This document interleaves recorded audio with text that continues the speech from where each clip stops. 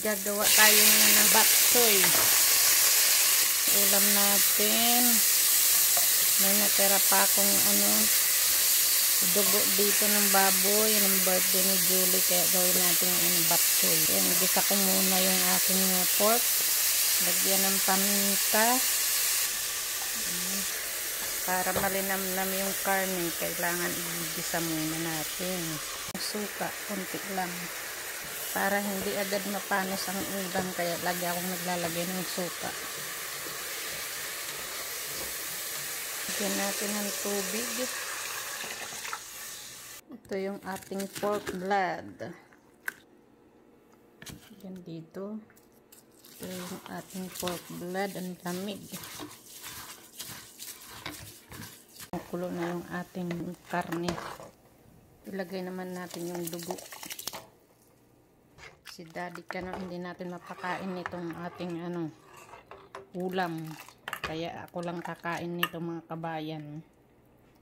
Parang nagluto lang ng sampurado. Ating bok choy. Laurel.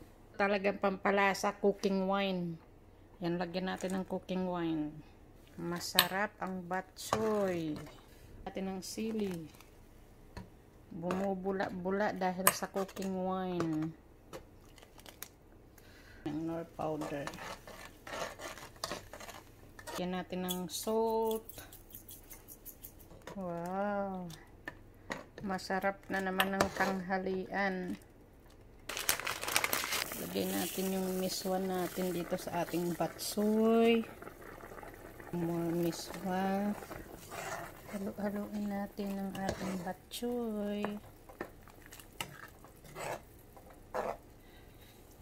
Para social, lagyan natin itong spinach. Lagyan natin. Wow, lagyan natin ng gulay ang ating bok choy.